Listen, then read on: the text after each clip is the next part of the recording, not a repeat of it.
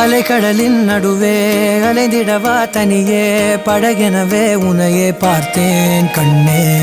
புதை மணலில் விழுந்தே புதைந்திடவே இருந்தேன் குறுநகையை எறிந்தே மீட்டா என்னை. உன்னோடும்